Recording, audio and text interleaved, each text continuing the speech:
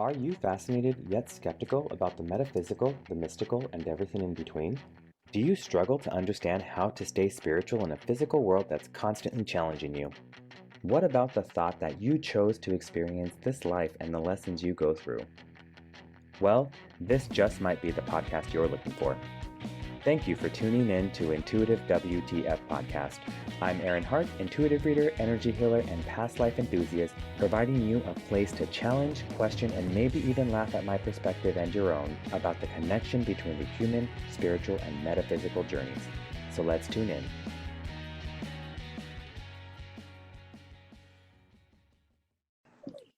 Hi. It's always a challenge. Hello, welcome. Hopefully it wasn't too challenging on your end. It could have been me. I don't know. I just got my internet today, so it's been a little wonky. No worries.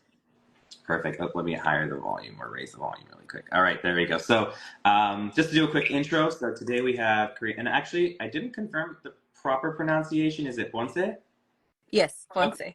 Perfect. So Carina Ponce, Ancestral Healer from Yo Soy Carina, joining us today, and she's going to chat with us about what she'll be doing at the Spiritual WTF Experience on July 21st.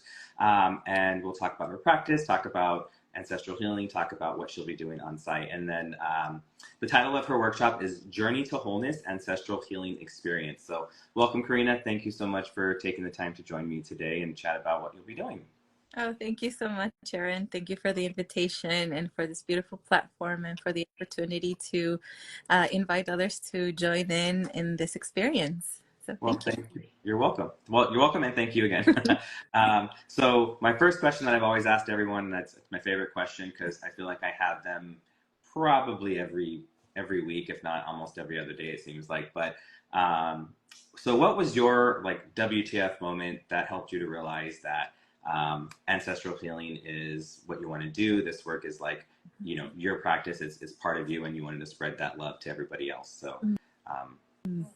Yeah, thank you for that question and for the opportunity to share that moment with you and everyone listening. And I think like you said, I've had probably many of those over the years. But if I had to go back to maybe the beginning, it was maybe around my mid to late 20s. I was born in Mexico, and I was there until about 8 or 9 years old. And for those of you that have lived in either in Mexico or in other Latin American countries, you know that life there is tends to be very it's a very classist society. And because of that, you there's this sense of like you're kind of in survival mode, because really the darker you are, the lower in class that you rank. And so there's this natural desire to associate with your wider lineage, or Yeah. and it becomes complex because in families, if you look at people in the country, within one family, there's this whole range of color, right? And so it becomes very in your face. It's something that you really can't ignore. And so for me, after I moved to the States, I took that with me. I took that sense of, oh, I have to associate, and it completely added to my first gen experience of, okay, I'm associating, I am making sure that I have as little accent as possible and just associate with the culture and be as white presenting as I possibly can, just naturally, because that's the society that I came from. And so after I had my child, towards my late 20s, I began to reconnect and really right size, maybe is the right word, what I had learned as a child and as a young adult, both in my home country and then in my adoptive country, what it was that I was really disassociating with, because I realized that, wait a minute, there's this whole indigenous side that I've been running away from, that I've allowed kind of my mind to also be colonized, and my spirit as well. And so when I realized that, wait a minute, it's not bad to be indigenous. It's actually this whole other world that is within me, and I've completely been ignoring it. And so to me, that was my first the fuck? That's awesome. How did that happen? Yeah, no, it's funny because there's a lot of points in there that I'm just like, yeah, I resonate with that too. And so it's funny. So I'm one of 5 children, and I'm the darkest one out of all of us, but I'm not dark. I'm not like, my skin complexion is not as tanned as it used to be in my 20s. And I actually feel weird about that lately because I feel like my skin's gotten a lot lighter and pale. And so when I do get that tan, the rare times I'm out in the sun now because I work from home, I actually feel like more confident with like my darker skin, which is really weird because growing up, I'm very Americanized. My parents, I think I'm a 3rd generation, I'm Mexican American. I don't even speak Spanish, and I've had friends over the years, like intuitive friends, that are saying you need to work with your ancestors, and I pushed it away. I was like, I don't want to. I don't want to. Because I never really fit in with the Mexican culture or the Mexican American culture because I don't speak Spanish. Right. But at the same point, like as like I've gotten older, a lot of my friends are of Latin descent as well, and we're also kind of those out of the box types of Latins, I guess, if you could put it that way. Yeah. And so just because for whatever reason, we all have our own different reasons for that. But just recently, I've been thinking like I do need to start connecting to my roots. I do need to start, kind of talking to my ancestors and going that route to kind of heal myself and I guess the lineage as well. And so I didn't, and I'm sorry, I'm gonna go over like my WTF moment with ancestral healing because I had a total misconception. Is that the right word? Yes. I was gonna say misconception of what it was, and I think we even chatted about it, and you enlightened me. Was I had I went to a maybe an hour, 90-minute meditation for it, and I went really quickly. I went into the meditation they were talking about, and they said whatever. I forgot, actually I don't even know what was happening, but I went in the meditation. After about 2 minutes, all of a sudden, I'm not listening to the guide. I see 3 like spirits come and talk to me, and there's 2 women and a man, tall man, and one woman was like the leader, and she came up and she says, "Would you mind if we help you, if we work on you?" And I said, "Yeah, sure," thinking whatever it was. All of a sudden, I see them 3 working around me, and I just kind of went out. I don't even remember what else was happening. I couldn't hear anything. I just remember seeing them, and I just like was gone, Yeah. And then all of a sudden, I come out when the guide brings us out of the meditation, and I was like, that was so weird because I could see them working on me. I can feel things, and then all of a sudden, I was like, I was awake, and that was also part of the moments for me where I was debating doing these events. And the next day afterwards, like all my fear was gone. It was accumulation of things, but my fear of doing like events and being like public, because for me, I was like, I like being behind the scenes. In my day-to-day event job, I'm behind the scenes. I don't want to talk to people, but here it's a whole different space because it's also part of my passion. I think the universe is like pushing me out there, but it was that moment that made me realize ancestral healing. I need to get into it, and that's why when you reached out for the other event we had in April, I was just like, this is great, and I was like, I need to have her back. Like, we need to do some more with this because there's more to it than like I even understand. So I think that's where I was like, we need to chat and collaborate. So. Absolutely. And thank you for sharing that because I think often the barrier for us is we associate the connection with our ancestors with the connection with our culture. Mm-hmm. And they're 2 different things. Your ancestors are already a part of you. You don't need a culture in between you to associate with them. That's a great point. Yeah. That's a really great point. I didn't think about it that way. Yeah, and yeah, that totally makes sense. That totally makes sense because I mean, your ancestors, you're gonna have more of a more. They're gonna be more in your heart, than the culture because your culture changes. That's such a great point. I'm so glad you brought that up. Yeah, absolutely. Wow. Well, you brought it up. I just well, yeah, I guess I did, but I didn't connect the dots in that way. So that was really good. And so.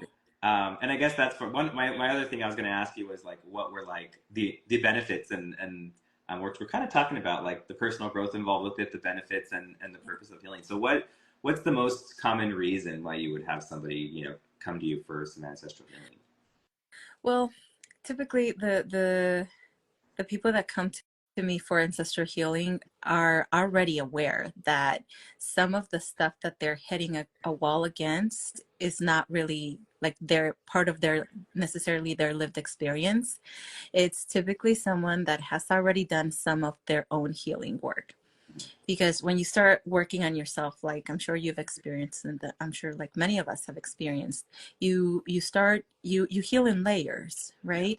And you start getting through those first couple of layers, and by the time you hit about midway through some of the deeper wounds, you start to be able to differentiate between what's yours, what came from society, what came from your lived experiences, and then so you're able to pick up on what's not yours. So you hit this kind of wall where like, wait a minute, I have nothing in it, like in my lived experience or anything that I've worked through that resembles this blockage. Like, what is this? Right. And that's when you typically start looking outwards, and then you look at your family, and then you see the similarities in the struggle. And so they typically start to pick up and say, wait a minute, wait a minute, there's something else here. And that Yeah. leads you to the ancestral healing, because the ancestral healing has to deal with the deeper wounds that are associated with your lineage. And I think sometimes it's more of a disservice to call it the wounds, because people associate that with pain. And in my work, I feel like I've come across with more opportunities for growth than the actual pain itself. Or the wound itself, because when we begin the healing work, especially when it comes to ancestral work, we are only like the human nexus, if you will, Mm-hmm. for the energy to be released, because any type of healing is just a release in energy that's stuck somewhere, waiting for us to acknowledge something, acknowledge a lesson within, right? Yeah. And so you have ancestors that have left this opportunity in here for you to pick up on and release. You also get the benefit of that lesson, that opportunity to learn, to grow, to heal, and to absorb that wisdom. And so you make this agreement with your ancestors that, hey, okay, I'm going to see you. I'm going to see you for your lived experience. And in return, I get to carry that wisdom from your original message within me and for the rest of our lineage. That. And so, Yeah. yeah. That's awesome. That's hilarious. So it's funny because as you're saying that, I was thinking, um, I got a healing a few months ago because total other story, but there's an entity attached to me, and I was like, let's let him go. And so I had somebody help me with that. And in that process, they had said that my grandmother was helping me, and I didn't know like who it was, and they're like, oh, I'm hearing Doña Concha, and I was like, well, I don't know about the Doña part, but my grandma, we called her Concha. And so I was like in total shock because I'm like, my grandma had a lot of grandchildren. She had like almost 100, Mexican family, she had Yeah, 14 grandkids or 14 children and then grandchildren from there and great grandchildren, blah, blah, blah, blah. of course. But I was like, why me? Number like 27 of like the 100, whatever it is. And, so that was very interesting that, Mm. that experience happened to me because I was like, why is she coming to me? Like, but maybe I'm, at least for part of our family, I'm there to help heal too. So, which was something you had mentioned to me when we were chatting before was, because I think it's part of like one of the misconceptions, and it was my misconception of what ancestral healing is as well, is that it's not, like you said, not healing, the wounds or whatever. Like I always envisioned it as, oh, I'm having to heal them. I'm having to heal the issues that they had. And so I was like, I'm just trying to get through my life. Like it's a struggle enough. Right. And so I always kind of ignored it. And that's why, for years when my friends were always telling me, I was like, I don't know, like I'm just, I have a lot of my issues I'm working through, but, I think you had said like, well, right now, it's a part of, healing you before you could even heal them. So like that healing that I got, they were like, you need some work. We're not even going to, and maybe some of it was related to ancestral, but it felt like it was very much me. And all of a sudden my fear had just disappeared, which to have a fear disappear like that for me, like overnight, I was like, what the fuck? That was my big WTF. And I was like, wow, like it really happened. And it was an experience for sure. And I really enjoyed it. So What, like, in addition to that, are there any other misconceptions that we didn't touch point on or that I may not have Mm. mentioned in terms of ancestral healing? Well, I think something that I come up against with oftentimes is sometimes people think that, oh, it's my grandmother that did this, or it's my great uncle. People think that it's the ancestors that they knew. And in my practice, we typically go much further because the root of the wound is held, 5, 6, sometimes 10 ancestors behind. And so, So the energy really just transfers that far along? yeah, Oh my absolutely. gosh, yeah. I think I think for the people that study like epigenetics, yeah, I think that's what it is. Like there's scientific evidence that says that it goes up to 7 generations back, and that's also what the spiritual texts say. You usually go back Wow. 7 generations and forward 7 generations. But because of the way that I work, like I said, I personally like to go into the root, like Yeah. show me who first held it, because it stems from there. And so sometimes we end up going much further back, and it's really amazing to see people's journeys, how some of the people that are walking this earth are carrying things from centuries ago, and it's like, what? That's because I'm thinking, as you're saying that, I'm thinking, so like I'm holding on to stuff from like a great grandparent that I don't even know their Yeah, name. My parents probably don't even, my grandparents don't probably even know their name. yeah, So that's the part where I was always like, yeah. why do I got to deal with somebody else's problem? And that's Right. what it was. But Yeah, but wow, it's oftentimes something that is a key for us. yeah, It may not be something that necessarily hinders us, but it's a key to open the next big door for us. That's that the makes total gift. sense. Yeah, That's the yeah, that. Okay, Yeah. maybe I need to start, molding that key for that door because I'm ready. I mean, I have a lot of changes going on right now, so maybe we'll Yeah. wait. But like, I need, yeah, that's. I didn't know that. I didn't really think about that. It went that far. I mean, I did, but I didn't really, I guess, process it. Again, Yeah. ancestral healing was something I kind of like pushed back. Yeah. I was like, I don't know. I'm gonna just push it over there. But no, that's a little shocking for me. Yeah. Really think about because I'm just thinking, okay, it's my mother and it's my grandmother and my father and great grandparents maybe, but like yeah, energy doesn't discriminate, So Oh. that's And really funny.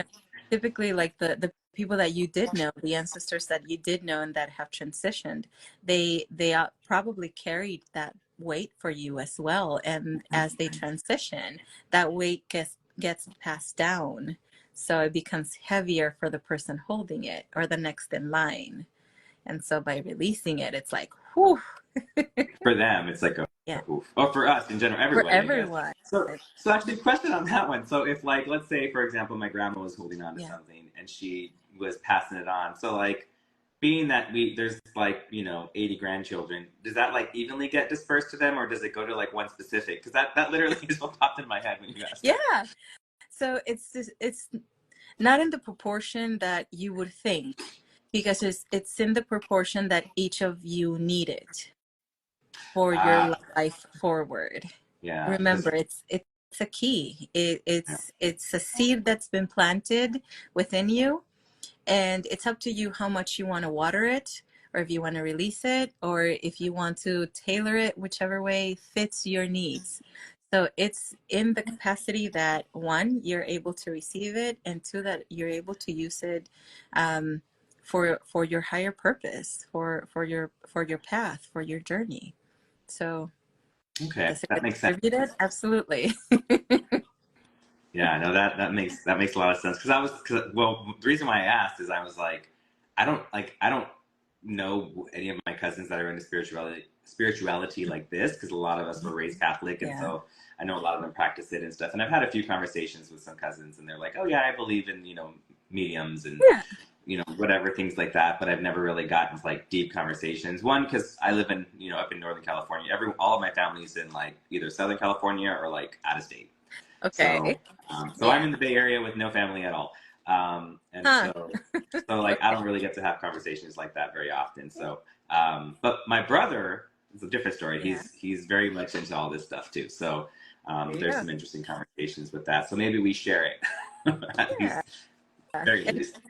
And maybe it's just like you said, it's a conversation away, Yeah. because I think in my personal experience, I also come from like a large extended family, and I don't talk in depth with all of like my extended family, but I found that every time that I've had the opportunity to have a conversation, I find more similarities in the way that we think. Yeah. We may call them different things. Yes.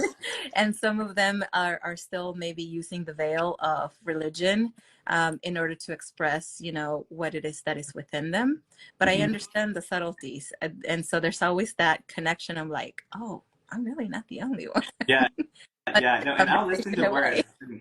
Even in, so I work in corporate, right? And so I have a friend, she's now a really good friend, but when we first started working together, I don't really tell anybody about this at work. Like nobody really knows about my boo-boo side. Yeah, I may have like a bracelet. I may, I don't know, have something behind me that they may see in the wall or something, but like I never have conversations. But there's actually two of them, which I still keep in contact with both, but one of them's a really good friend.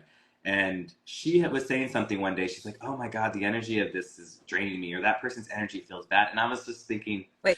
I've never heard anybody speak like that in the workplace. And I was just like, "Oh, okay." I was like, "Yeah." I'm like, "Yeah, I get it too. I can feel it." I was kind of going along, but Yeah.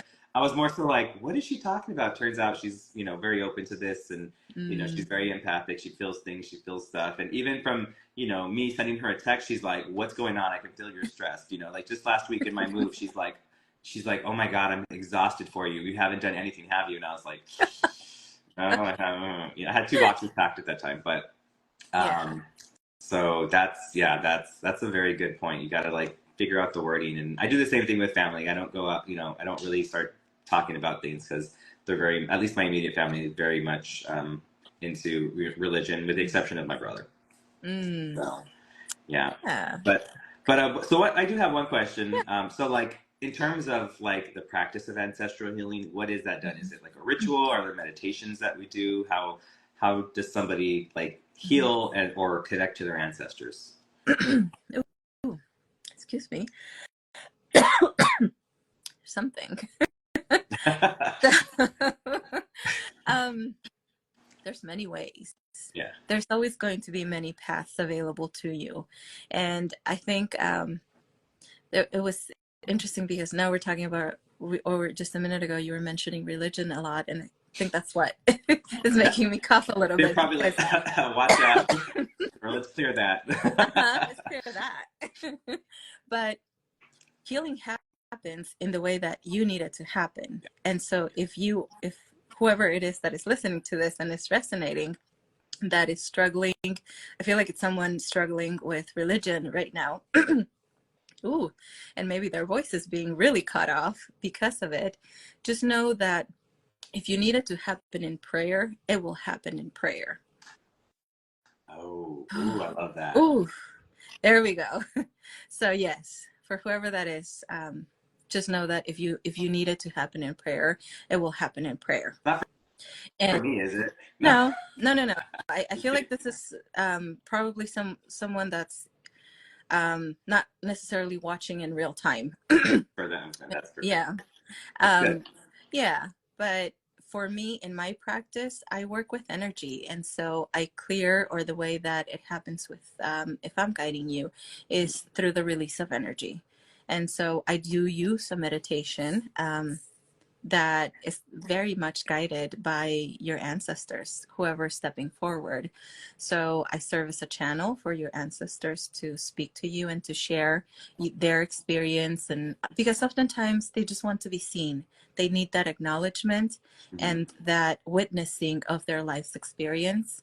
And oftentimes when the person is going through the experience, they'll see the similarities, or they're able to pick up on, ooh, like my body reacted to that. And that's the release of energy.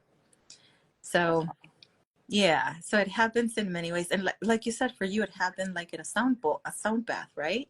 Yeah. So it just goes to show you, like there's so many ways, and whichever way you need it to happen for you, that's how it will happen. Yeah. Yeah, You that just, totally makes sense. There's like yeah, whatever way we can get in to talk to you and communicate with you. Because exactly. that day I was doing all sorts of stuff, and it was actually the second day. I already had done some things like a day or two before, and then this was like a second. It was like a weekend of healing. Like Yeah. it was great, and all of a sudden, like I did not expect that. It was totally Mhm. shocking, and it was great. So yeah, that totally makes sense. Whatever we need is what we'll get. Absolutely. You gave permission. They came, they asked if they Yeah. could work on you, and you gave permission. And that's what it's all, that's really all you have to do. You just have to give them permission to come in and heal through you. I will invite them in more because that was Yes. great. I would definitely do that. So, Yeah. like, have you ever had any clients where it was like extremely like emotional or like I don't know something happened that was just like that just like really affected them? Like, how do you deal with those clients? How Yeah. do you help them through that? So typically, like I said, because I go to the root wound, the ancestral healing sessions that I have are heavy. Yeah. That's just their nature. And so what I try to do at all times, it's I always tell my clients that if they feel, lightheaded, or they feel that, hey, this is too much, I always go in and help out, clear the energy. So they're always supported. I think it's important to mention too that whenever you're embarking on an ancestral healing journey, you're never asked to do it alone. Like, you will always have support, whether it's with a guide, like a physical guide, or through a spiritual guide that comes in and says, hey, I'm going to help you. Right. So because you gave permission, you will always be supported and guarded in the process. And so that helps. So I think that I've only had maybe a handful of clients where they come to me and I say, hey, you know what? Your ancestors are definitely ready. And it feels like this is coming, coming forward for you. But there's also a need for support. So what if we do maybe a healing session just for you before we get started? And so I'm always very conscious of that, because if there's personal work that needs to be done before we do the ancestral healing to strengthen the person, that has a tendency to come forward very quickly before we even begin the process, because it's a process. Oh, I bet. It's a journey. It is very much a journey, and whenever you start a journey, you have to start with yourself. So if the person itself or themselves is not fully like at the level of strength that they need to be in order to process the ancestral healing, then we go in with a personal healing session, and then we move on to the ancestral healing. And so I think in all of the time that I've been doing this, I've had more sessions where, yes, they do get emotional, yes, they process, yes, they feel the heaviness of it, but by the end of it, it's like there's this lightness around Yeah. them that they just can't explain.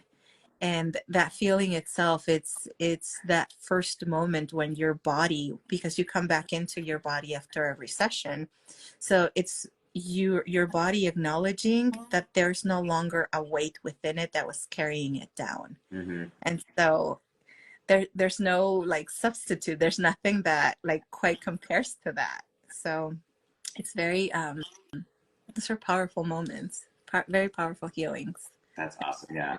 No, I could resonate with that. That definitely makes sense. So you actually mentioned something that I kind of stuck in my mind. So if somebody is not at the, I guess I think you said emotional state, or they're not like their energetic state, Yeah. you actually have to prep them first Yeah.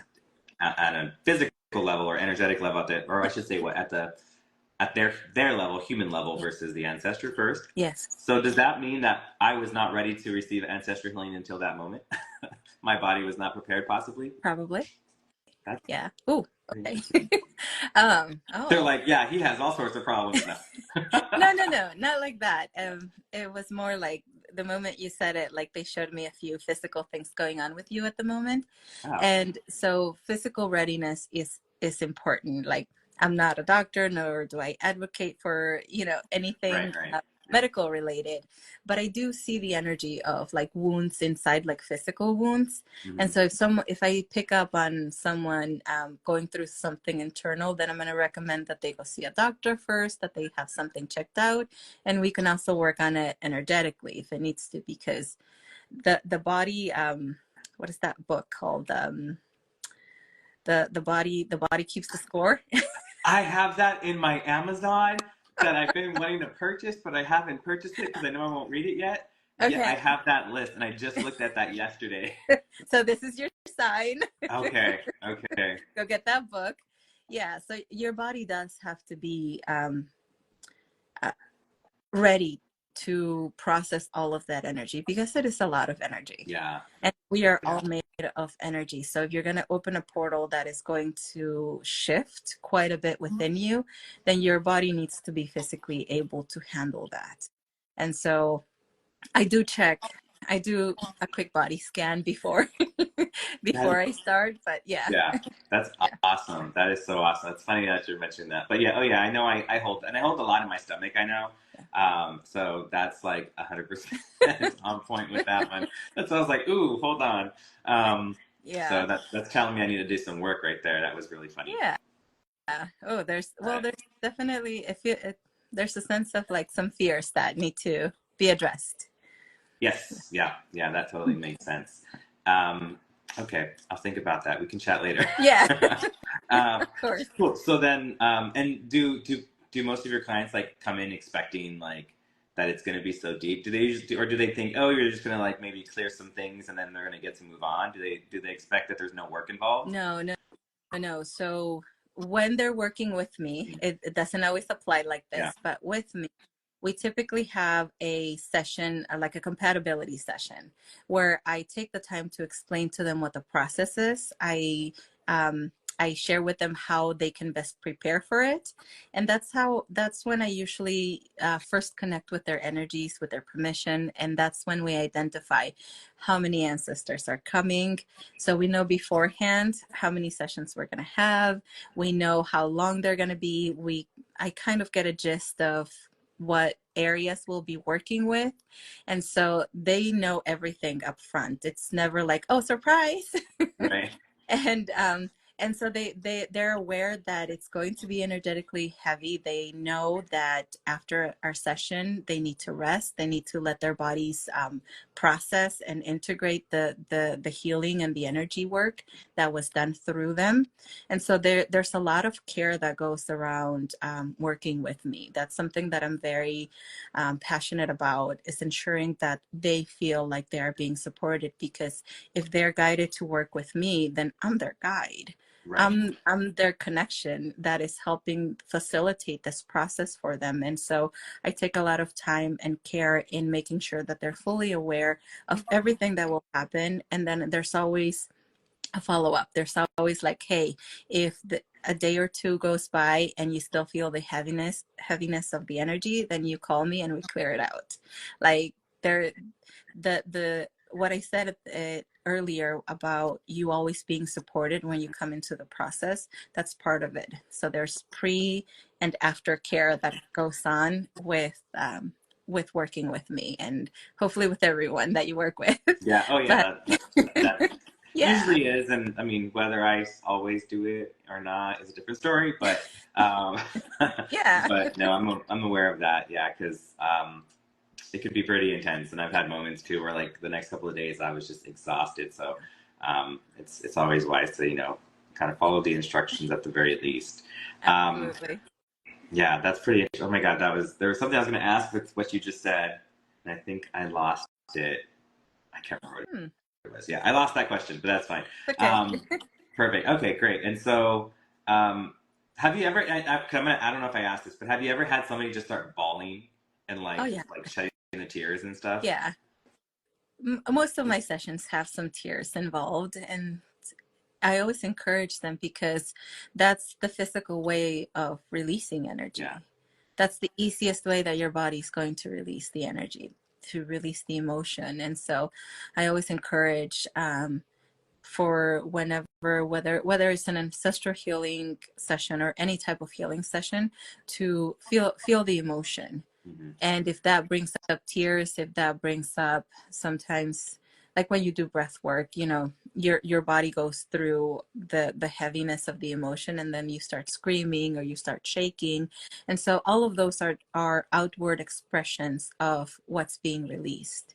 So yes, there's tears. Yes, sometimes there's some curse words. Sometimes there's, you know, what, whatever the process is for the person, it's always a safe space to do that. So yeah, there's definitely tears. I'm just curious because I'm expecting the day where I go and get a healing of some sort, and all of a sudden I'm just like and let it all out. So I could see that more in the future than in the past, because in the past I was kind of like, I always would say, yeah, my, and this is also why, I go by Aaron Hart, because I would always say like my heart is cold, and so now I'm like trying to open it up and expand and work from there. Yeah. So that, and if I did ball and like that, I would totally. I don't know if ball is the right word anymore, Well, but yeah, break down, I guess, is the better word. But that'd be very breakthrough. interesting. Break. Oh, I like that, breakthrough. Breakthrough. Breakthrough. That's Yeah. a great one. That's a great one. I'll start using that actually too. Yeah. Can you give us like an example of maybe an experience that you did have with a client that may have been a little bit like profound? Is that something you can share? Hmm. I think I can share. I had a client reach out to me maybe a little over a month ago. And this is a client that we worked with last year, I think. Yeah. But a little over a year ago was her journey. And her journey took her through, I think it lasted a few months. We had a number of sessions, and every session was very powerful. And she had ancestors that were very ancient. And so this is a lot of the energy that I was talking about earlier, that some people carry energy that has been here for so long, right? And she was one of these. And every session, like I said, was powerful. There were so many moments where there were tears of sadness and tears of joy and tears of sorrow, and just so much energy that was released. And so she reached out not long ago to share the after effects of her process. And I think it's been one of the most beautiful, like, life altering changes that I've been able to be privy to, because she shared that one of her challenges going in was that she had a lot of lies around her parentage growing up. Mm-hmm. And because of that, she had a strained relationship with her mother. And after the process, so she had no expectations of that changing, but after the process, like, slowly but surely, she saw that softening, and she got to a point where she was able to feel compassion for her mom. And as a result, like, their relationship was able to not improve, but like start anew. And so she's been enjoying, like, this renewed sense of relationship, not just with her mom, but like with her siblings and with the family around her. And for her, it was something that came on so gradually that by the time she came to me to share her experience, and she was recapitulating everything that had happened over the year after the experience, that she was in tears again, because she was like, I can't believe I didn't associate all of this with all of the work that we did together. And she's like, and I'm in this completely new space in life where I never anticipated that I could have been in the beginning. And I think Yeah. that that's something that's often shared with my clients, that they come to a place in life where they didn't even think it was possible to go to.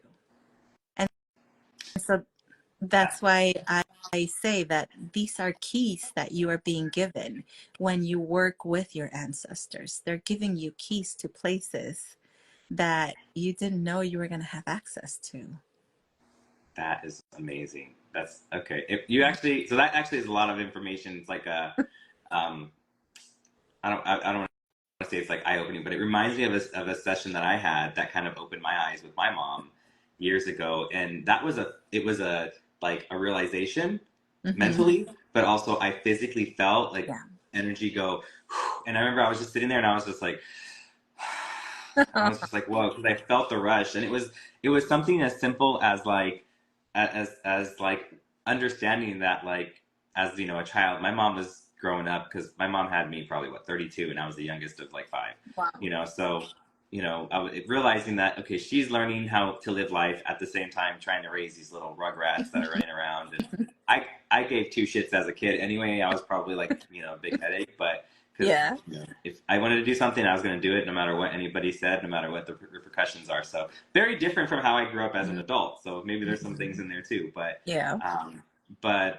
It was just very interesting because as you said that, it just brought it back to my mind that might have been maybe like my first like ancestral healing type of experience, because I didn't expect that to happen, and it wasn't necessarily aimed at being an ancestral healing like class. It was more just like intuitive development and just various ways of how to connect with certain things. And so it was very profound for me, because it helped me, just like you said, it helped me to like have compassion for my mom and realize, okay, certain things happened because that was what she knew best. That was the way she could do it, being that she had all of us around. And so it was very that just kind of brought that back. So that probably came back to me for a reason. Absolutely. Because as you were saying that too, in order to have compassion or to feel truly compassionate towards someone else, you are taught to have compassion for yourself. Yes. And that's been a challenge.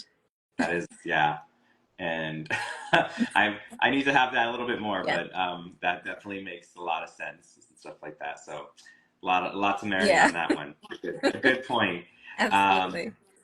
I know we're actually kind of coming up on some time here, but I guess I'll go into your workshop or experience workshop for our July 21st event. So with that workshop, can you maybe give a quick highlight of, what WTF moment you're hoping that people can get from it? Maybe a snippet of what, you're hoping and your intentions are with that experience as well. Absolutely. Going into this experience and preparing the stage for those that are willing to share the space with me, my intention is that they come out with a sense of wholeness, because so much of our ancestors was hidden away from us. And I hope to bring them into a space of clarity and in a space where they're able to feel the connection with their ancestors and with the love that their ancestors have for them. And that is the key to feeling whole. That is the key to you feeling complete, when you are able to receive the love that is within you. And so I hope that the participants of the experience feel that. And as they walk out, they take the first steps into wholeness for themselves. So I hope you guys will join us. That's awesome. I love that answer. That actually resonates so well with me right now, because we didn't really talk about that answer, right? But that totally resonates with a message that I received last week. So now I'm just like, okay, so I probably need to do some healing there. But that's a very great answer. I love it. So thank you, Carina. Thank you for joining us today. For everyone else, I look forward to everyone joining us on July 21st, Heather Farms in Walnut Creek. If you'd like to join Carina's experience workshop, you can get your tickets at spiritualwtf.com. We do have pre-sale tickets right now for $25. And if you have any other questions, you can always reach out to either Carina or myself, and we look forward to seeing everyone there. So Carina, thanks again for joining us, and I'm going to send you a quick email. That was some good information. Yeah, absolutely. Thank you so much. Thank you for the platform, and thank you for the opportunity. Of course. Thank you. All right. Have a good night. You too. Bye. Bye-bye. Thank you for listening to Intuitive WTF Podcast. I hope today's episode brought about a new perspective, or at least made you question a current one. If you enjoyed this show, subscribe to this podcast now, and don't forget to rate and review. If you have any questions or would like to add your perspective to today's topic, feel free to reach out. Otherwise, join us next time for another round of laughs. I look forward to bringing you many more WTF moments, but until then, this is Aaron Hart asking you to stay in curiosity, be in the moment, and always ask yourself, what the fuck?